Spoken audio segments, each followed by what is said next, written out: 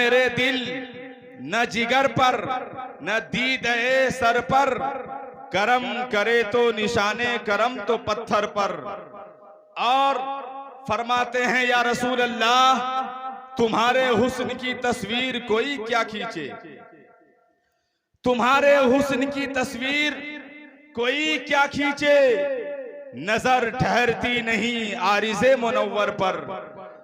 और आखिर वक्त है आसी चलो मदीने को, आखिर वक्त है आसी चलो मदीने को, निसार होके मरे तुरबते पैगंबर पर।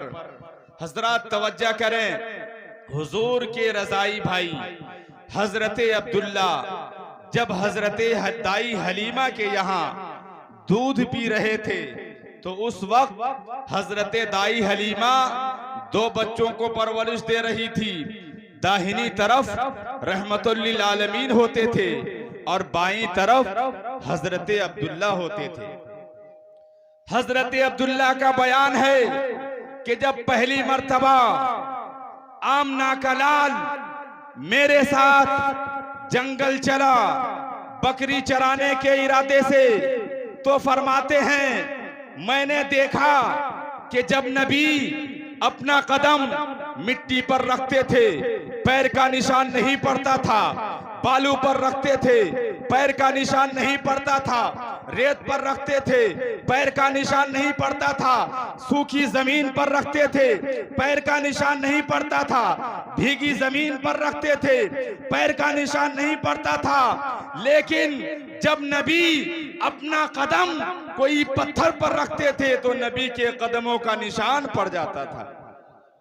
हजरात, हम चलते हैं, आप चलते हैं, दुनिया चलती है, क्या होता है, मिट्टी पर पैर रख दे तो पैर का निशान पड़ता, बालू पर पैर रख दे तो पैर का निशान पड़ता, रेत पर पैर रख दे तो पैर का निशान पड़ता, मार्बल पे पैर का निशान नहीं पड़ता, पक्की जमीन पर पैर का निशान नहीं पड़ता, टाइल्स पे पैर का निशान नहीं पड़ता। लेकिन हजरत अब्दुल्ला इब्ने अब्बास फरमाते हैं कि जब मुस्तफा किसी पत्थर पर अपना कदम रखते थे तो निशाने कदम उभर जाता था। हजरत अब्दुल्ला इब्ने अब्बास फरमाते हैं कि दिन में सूरज निकला रहता था और मुस्तफा उस सूरज की रोशनी में खड़े रहते थे, तो मुस्तफा की रोशनी उस सूरज की रोशनी पे गालिब हो जाया करती थी। दिन में सूरज निकला हो और लाखों करोड़ों बल्बों का इंतजाम कर दे और दुनिया वालों से पूछे किसकी लाइट ज्यादा है, तो दुनिया यही कहेगी सूरज की लाइट ज्यादा है। लेकिन हजरत अब्दुल्ला इब्ने अब्बास फरमाते हैं कि सूरज दिन में निकला रहता था और मुस्तफा उस सूरज की रोशनी में खड़े रहते थे, तो ऐसा मालूम होता था कि मुस्तफा की रोशनी उस सूरज की रोशनी पे गालिब हो जाया करती थी।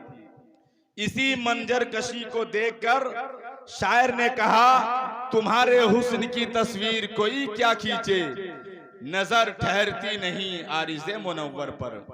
हजरात, आज आपसे एक सवाल है, अगर कोई बारहा महफिल पाक सुना करते हैं, अच्छे अंदाज में नात खानी होती है, वाजो नसीहत होती है, लेकिन आज एक सवाल है आप लोगों से कि दुनिया में पहाड़ बहुत है, जबल बहुत है, मिट्टी का पहाड़, मार्बल का पहाड़, लोहे का पहाड़, खासकर हिंदुस्तानों में पहाड़ों की कमी नहीं है। लेकिन जानना यह है, मालूम ये करना है कि दुनिया का सबसे पहला पहाड़ है कौन सा, है ना? आप यही जानते होंगे कि हिमालय है, क्योंकि नेपाल का वो पहाड़ बहुत मशहूर है। लेकिन जानना यह है कि दुनिया का सबसे पहला पहाड़ है कौन सा। आइए मैं आपको बता दूं ताकि बात आगे बढ़े। दुनिया का सबसे पहला पहाड़ जबल अबू कुवैत है। ये जबल अबू कुवैत ये वही पहाड़ है कि जब तूफान नूह आया था तो अल्लाह तबारक व तआला ने उसी पहाड़ में मकाम इब्राहिम और हजरे अस्वद को छुपा दिया था। जबल अबू कुवैत वही पहाड़ है जिस पर हजरत इब्राहिम अला नबीना अलैहिस्सलातो व तस्लीम खड़े होकर काबा की तामीर को मुकम्मल कर दिया था और सारी रूहों को ऐलान कर दिया था, सारी रूहों को बता दिया था, ऐ रूहों, मैंने काबा की तामीर मुकम्मल कर दिया है, अब तुम लोग इसका तवाफ करो। जबल अबू कुवैत वही पहाड़ है जिस पर खड़े होकर मुस्तफा ने चांद को 2 टुकड़े किए थे। हजरात, ये बहुत तारीखी पहाड़ है और आपको मालूम है कि ये पहाड़ कहाँ है, तो सुनिए, ये पहाड़ जबल अबू कुवैत शहर मक्का में है और खाने काबा के बिल्कुल करीब है। आप सवाल करेंगे कि खाने काबा के पास कोई पहाड़ नहीं है। जी, मैं भी इस बात को मानता हूँ, कोई पहाड़ नहीं है, लेकिन ये पहाड़ खाने काबा के पास ही है और शहर मक्का ही में है। लेकिन उस जमाने में बहुत साल पहले जब काबा शरीफ की जगह में कमी हो रही थी, कम पड़ रही थी और लोगों की तादाद बढ़ रहे थे, तो वहां की हुकूमतों ने उस पहाड़ को तोड़कर हटा दिया और अपनी बिल्डिंग बनवाई थी। लेकिन फिर जगह की कमी महसूस हुई तो उस बिल्डिंग को भी तोड़ दिया और काबा शरीफ की जगह को बढ़ा दिया। आपको याद ये रखना है कि जबल अबू कुवैत ये दुनिया का सबसे पहला पहाड़ है और शहर मक्का में है और खाने काबा के बिल्कुल करीब है।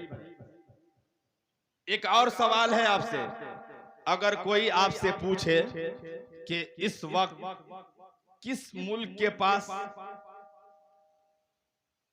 सबसे बड़ा एरोप्लेन है, शायद इमाम साहब को मालूम हो। अगर आपसे कोई सवाल करे कि इस वक्त सबसे बड़ा एरोप्लेन किस मुल्क के पास है, तो आप क्या जवाब देंगे? आइए मैं आपको इसका भी जवाब बता दूं ताकि तेजी के साथ गुफ्तगू आगे बढ़ जाए। इस वक्त सबसे बड़ा एरोप्लेन मुल्क फ्रांस के पास है, जिसमें 555 लोगों के बैठने की कैपेसिटी है। इससे बड़ा एरोप्लेन किसी मुल्क के पास नहीं है। जो मुल्क फ्रांस के पास है उसमें 555 लोगों के बैठने की कैपेसिटी है। लेकिन ऐ सुन्नी भाइयों, एक ऐसा एरोप्लेन था जिसमें 500 नहीं, 5000 नहीं, 5 लाख नहीं, जिसमें 7 लाख लोगों के बैठने की कैपेसिटी थी। मालूम है उस एरोप्लेन का नाम क्या है? उस एरोप्लेन का नाम है तख्ते सुलेमानी। बोलिए मचल के सुभान अल्लाह। उस एरोप्लेन का नाम है तख्ते सुलेमानी। मैं कुछ साल पहले सुना कि एक एरोप्लेन और आया है मार्केट में जिसमें 805 लोगों के बैठने की कैपेसिटी है, लेकिन शायद वो एरोप्लेन यूज में नहीं है, शोरूम में है। जो यूज में है उसमें 555 लोगों के बैठने की कैपेसिटी है। कुर्बान जाइए मुसलमानों, आज के इस एरोप्लेन में जब आप सफर करेंगे, जैसे ही प्लेन में बैठेंगे दरवाजा बंद कर देगा, खिड़की बंद कर देगा और प्लेन वाला कहेगा यात्री कृपया ध्यान दें, ऐ जाने वालों, ऐ सफर करने वालों, तुम बैठे हो दिल्ली से लखनऊ जाने के लिए या लखनऊ से दिल्ली जाने के लिए, ये कन्फर्म नहीं।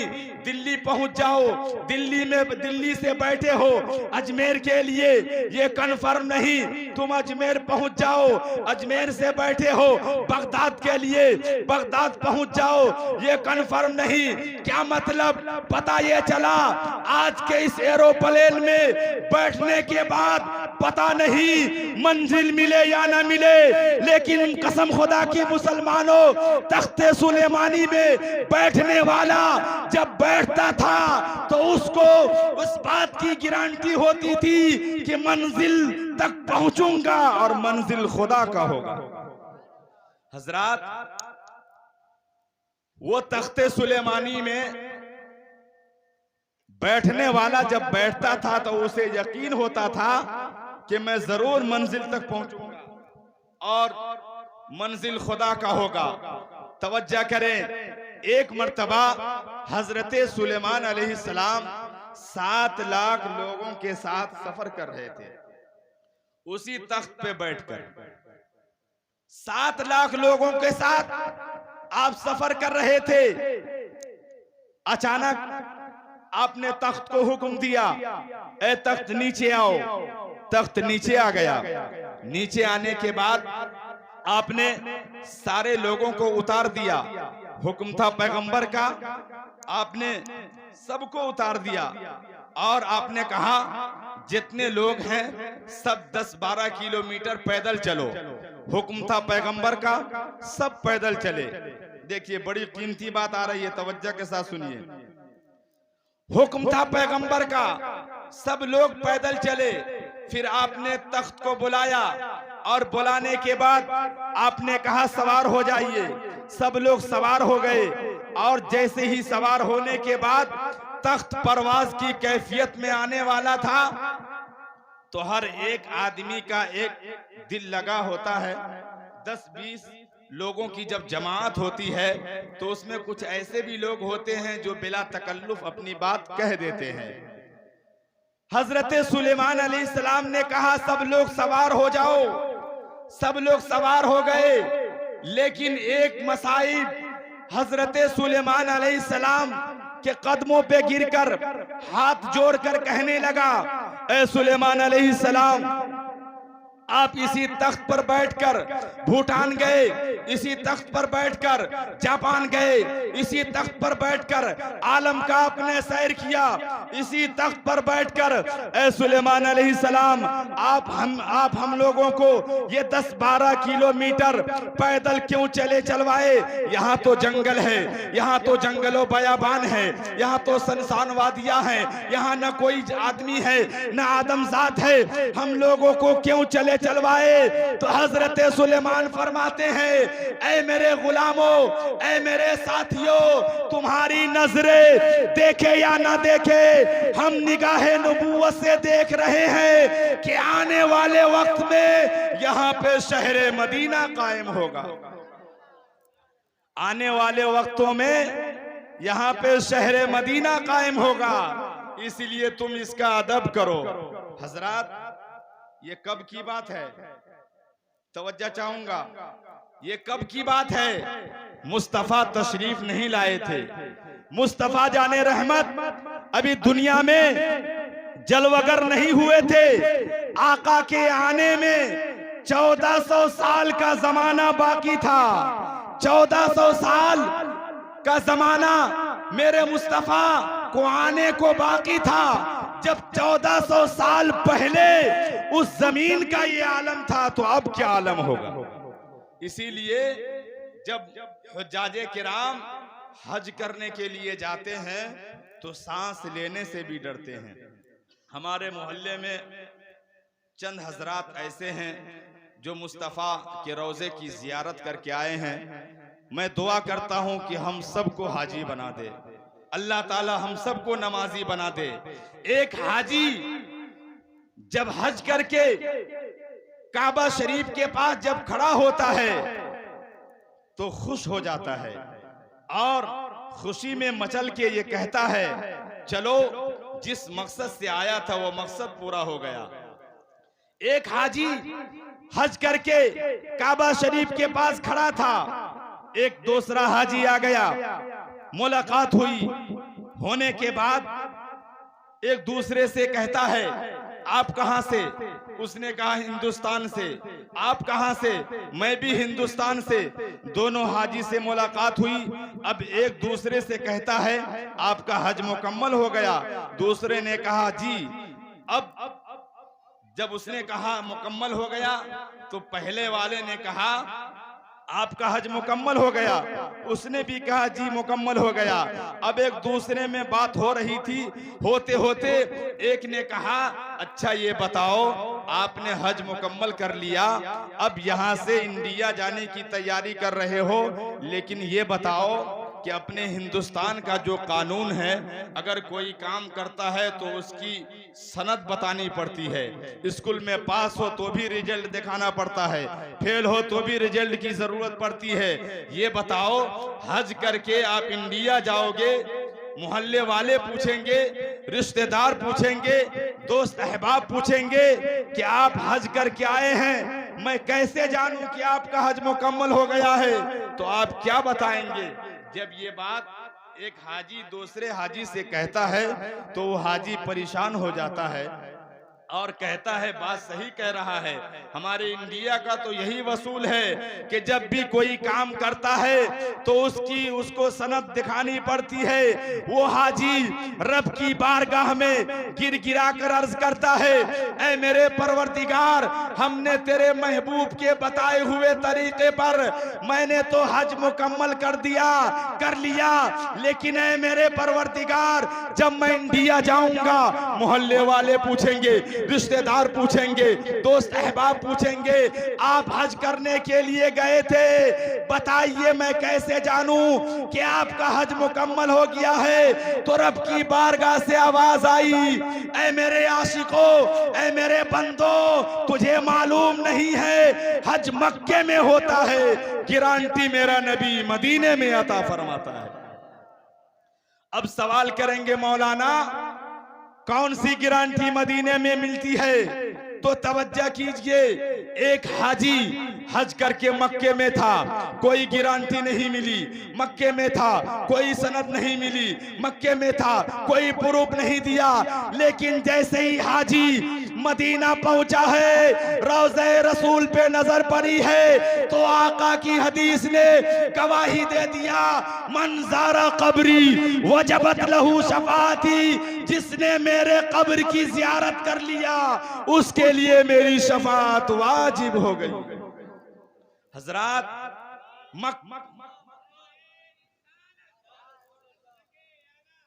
जिंदाबाद जिंदाबाद। हजरात मक्का मक्का है, मदीना मदीना है, हमें मक्का से भी मोहब्बत है, मदीने से भी मोहब्बत है। मक्का भी शान वाला है, मदीना भी शान वाला है। अगर मदीने को मुस्तफा ने यशरब से बनाया है तो मक्के को भी मुस्तफा ने अपने कदमों से आबाद कर दिया है। संभल कर पांव रखना हाजियो शहरे मदीना में, कहीं ऐसा न हो सारा सफर बेकार हो जाए। वो कमाले हुस्ने हुजूर है कि गुमाने नक्शे जहां नहीं, यही फूल खार से दूर है, यही शमा है कि धुआं नहीं। मोहब्बत के साथ बोलिए या रसूल अल्लाह। शायर कहता है दोनों आँखों को जियारत के लिए रखा है, बोलिए मचल के, दोनों आँखों को जियारत के लिए रखा है, दिल मोहम्मद की इताअत के लिए रखा है, दोनों आँखों को। अब जमाने में पैगंबर नहीं आने वाला, मोहब्बत के साथ बोले या रसूल अल्लाह। अब जमाने में पैगंबर नहीं आने वाला, सिर्फ कुरान हिदायत के लिए रखा है, सिर्फ कुरान हिदायत के लिए रखा है, दोनों आँखों को ज़ियारत के लिए रखा है, और जिसे सरकार के अब जमाने में पैगंबर नहीं आने वाला, अब जमाने में पैगंबरी नहीं आने वाला, सिर्फ कुरान हिदायत के लिए रखा है। हुस्ने मुस्तफा गुम्मत खजरा तसव्वुर में रखें, अकीदत से बोले या रसूल अल्लाह। आखिरी बात, मोहब्बत से बोले या रसूल अल्लाह। हजरत आयशा उम्मुल मोमिनीन आका की बारगाह में हाजिर थी। फरमाती है चांद निकला हुआ था, रोशनी फैली हुई थी। अर्ज करती है गोद मेरी थी और सर पाक मुस्तफा जाने रहमत का था। अर्ज करती है कि कभी मैं चांद को देखती और कभी माँ के गोद में मदीने के चांद को देखती। सुभान अल्लाह। अर्ज करती है कि काफी देरों तक मैं फैसला करना चाह रही थी कि आसमान का चांद ज्यादा खूबसूरत है या आमना का लाल ज्यादा हसीन और जमील है। लास्ट में यही नतीजा निकालती है कि चांद से तशबीह देना ये भी क्या इंसाफ है। चांद में तो दाग है, आका का चेहरा साफ है। तवज्जो करें, हजरत आयशा उम्मुल मोमिनीन आका की बारगाह में हाजिर थी। फरमाती हैं ऐ मेरे आका, मेरी माँ मेरे बाप आपके कदमों पे कुर्बान। हजरत यूसुफ के हुस्न के बड़े चर्चे हैं। मिस्र की औरतों ने उंगलियां काट ली थी, तकलीफ का एहसास न हुआ। खून बहने लगा, तकलीफ का एहसास न हुआ। चूड़ी चलती रही, तकलीफ का एहसास न हुआ। आपके अंदर कोई ऐसी खास बात तो नहीं पाती। आका ने फरमाया ऐ आयशा सुनो, मैं हुजरे में जाता हूँ, आवाज दूंगा तो तुम भी आ जाना। अब पैगंबर इस्लाम शमसुद्दोहा बदरुद्दोजा खैरुर रसूल खैरुल वरा हुजरे में तशरीफ ले गए। आवाज दी आयशा अंदर आ जाओ, आयशा अंदर आ जाओ। अब हजरत आयशा अंदर गई और बहुत जल्दी निकलकर बाहर आ गई। पीछे पीछे आका भी आ गए। आका ने फरमाया है आयशा इतनी जल्दी निकलकर बाहर क्यों आ गई। हजरत आयशा अर्ज करती हैं आका आपके चेहरे की रोशनी से पूरा हुजरा जगमग जगमग कर रहा था। मैं डर गई कि कहीं उस रोशनी से जलकर खाकिस्तर न हो जाऊं, जलकर कहीं राख न हो जाऊं, इसलिए मैं जल्दी निकलकर बाहर आ गई। आका का जुमला तख्तिए दिल पर लिख लो। फरमाया ऐ आयशा सुनो, अल्लाह ताला ने मेरे चेहरे पे अपनी गैरत के 70,000 पर्दे डाल दिए हैं। मैं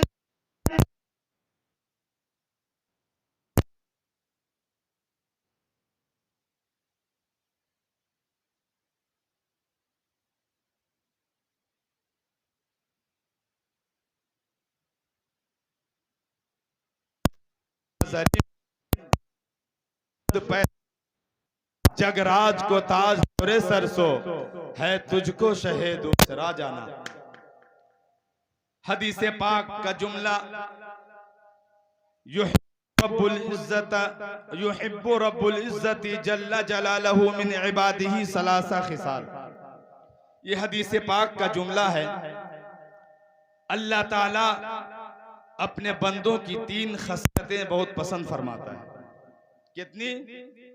3 खसलतें, 3 आदतें बहुत ज्यादा पसंद फरमाता है। फजलुल इस्तिता, अगर कोई बंदा अपनी मेहनत की कमाई अल्लाह की राह में खर्च करता है तो अल्लाह ताला बहुत ज्यादा पसंद फरमाता है। सुभान अल्लाह बोलिए।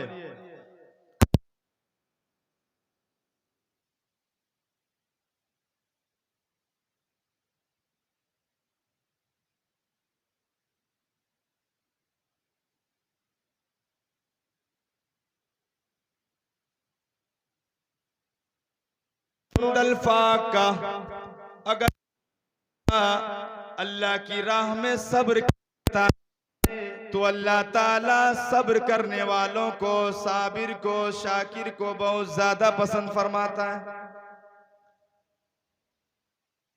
हजरत फातिमा रदी अल्लाह ताला अन्हा सरकार की बेटी, कसम खुदा की ऐसी बेटी किसी के पास नहीं जैसी बेटी सरकार की दुख्तर नेक हजरत फातिमा है। सुभान अल्लाह। एक ही सजदे में रात गुजर जाती थी, सजदा मुकम्मल नहीं होता था। अर्ज करती थी, ऐ मेरे मौला कितनी छोटी रात है तेरी कि तेरे महबूब की बेटी एक सजदा नहीं अदा कर पाती। सुभान अल्लाह। दुआ करती है, मेरे मौला किसी दिन इतनी लंबी रात बना दे कि तेरे महबूब की बेटी दिल खोल कर एक सजदा मुकम्मल कर ले। कसम खुदा की सरकार की बेटी का सजदा जिसे देखकर फरिश्ते भी हया करते थे, जिसे देखकर फरिश्ते भी हया करते थे। अल्लाह अल्लाह जिनकी शान देखिए फाजले बरेलवी अल्लामा हसन रजा फरमाते हैं, बेइजाजती जिनके घर जिब्रील भी जाते नहीं, बेइजाजती जिनके घर जिब्रील भी जाते नहीं, कदर वाले जानते हैं कदर शान अहले बैत। हजरत फातिमा रदी अल्लाह ताला अन्हा 3 दिन से भूखी हैं, प्यासी हैं, घर में खाने पीने की चीज मौजूद नहीं। जनाबे फातिमा हजरत अली को अपनी चादर देते हुए अर्ज करती हैं, ऐ अली बाजार जाइए और ये चादर को बेचकर जो रकम मिले उसे लेकर आइए। सुभान अल्लाह। हजरत अली हजरत फातिमा की चादर को बाजार गए और 6 रुपये में बेचकर और 6 रुपये को लेकर घर आ रहे थे। 6 रुपये में चादर को बेच दिया और 6 रुपया लेकर हजरत अली घर आ रहे थे। एक शख्स से मुलाकात हुई, एक शख्स से घर आ रहे थे हजरत अली 6 रुपये को लेकर। रास्ते में हजरत अली गरीबों को देखा, फकीरों को देखा, मिस्कीनों को देखा, मजदूरों को देखा जो सवाल कर रहा था। हजरत अली के सतह ज़हन पे आका की हदीस आ गई, ऐ अली खुद खाने से पहले गरीबों को देख लिया करो, फकीरों को देख लिया करो, मिस्कीनों को देख लिया करो, कोई साइल तो नहीं है जो सवाल कर रहा है। हजरत अली वो 6 रुपया गरीबों में, फकीरों में, भूखे पड़ोसियों में तकसीम कर दिया। अल्लाह अल्लाह शाने अता देखिए, 3 दिन से भूखे हैं, आपकी बीवी भूखी है यानी दुख्तरे मुस्तफा भूखी है, लेकिन आपने वो 6 रुपया गरीबों में, फकीरों में, भूखे पड़ोसियों में तकसीम कर दिया। घर लौट रहे थे कि एक शख्स ऊंटनी पे सवार होके आ रहा था। किस पे? ऊंटनी पे सवार होके आ रहा था। उस शख्स से मुलाकात हुई, अस्सलामु अलैकुम, सलाम का जवाब मिला। सवाल हुआ, अली क्या आप ऊंटनी खरीदेंगे? हजरत अली अर्ज करते हैं, मैं कैसे खरीदूं, मेरे पास पैसे नहीं, रकम नहीं। तो उस शख्स ने कहा, ऐ अली उधार ले लीजिए, जब ऊंटनी बिक जाएगी तो पैसे वापस कर देना। 100 रुपये में हजरत अली को उस शख्स ने 100 रुपये में ऊंटनी दे दिया। अब हजरत अली ऊंटनी लेकर घर की तरफ रवाना हो रहे थे। एक शख्स से मुलाकात हुई जो ताजिर की हैसियत से आ रहा था। उस शख्स ने कहा, ऐ अली क्या आप ऊँटनी बेचेंगे? हजरत अली ने कहा मैं इसलिए खरीदा हूं कि बेचूंगा। उस शख्स ने कहा ए अली क्या कीमत लेंगे? हजरत अली अर्ज करते हैं मैंने 100 रुपये में ऊँटनी खरीदी है, तुम जितना मुनाफा देना चाहते हो तुम्हें इख्तियार है। सुभान अल्लाह। आजकल का कोई ताजिर होता या होगा तो ये कहेगा मैंने 10,000 या 20,000 में लिया हूं, आप मेरे बड़े करीबी हैं, 2-4 हजार बढ़ा कर दे दीजिए। लेकिन कुर्बान जाइए हजरत अली की तिजारत में सखावत देखिए। हजरत अली ने कहा 100 रुपये में मैंने ऊँटनी खरीदी है, जितना मुनाफा देना चाहते हो तुम्हें इख्तियार है। उस शख्स ने कहा ए अली 160 रुपये में ये ऊँटनी मेरे हाथ बेच लो। हजरत अली ने 160 रुपये में ऊँटनी उस शख्स के हाथ बेच दिया। अब 160 रुपया हजरत अली लेकर घर जा रहे थे कि रास्ते में उस शख्स से मुलाकात हो गई जो 100 रुपये में ऊँटनी उधार दिया था। हजरत अली ने 100 रुपया उसे भी दे दिया। अब 60 रुपया लेकर घर आ गए। फसब्बह बैन यदैहा, आपने वो 60 रुपया हजरत फातिमा की गोद में रख दिया। जनाबे फातिमा अर्ज करती हैं ऐ अली मेरी चादर इतनी कीमती नहीं थी, आपने इतना सारा पैसा कहां से लेकर आए? आपने इतने सारे रकम कहां से लेकर आए? तो हजरत अली ने कहा ए फातिमा मैंने अल्लाह ताला से तिजारत की है। सुभान अल्लाह।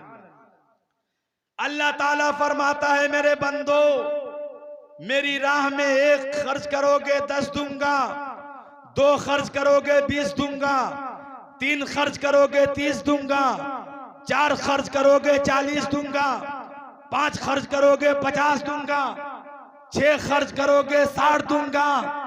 ऐ फातिमा मैंने अल्लाह ताला की राह में, अल्लाह ताला की राह में सदका किया है।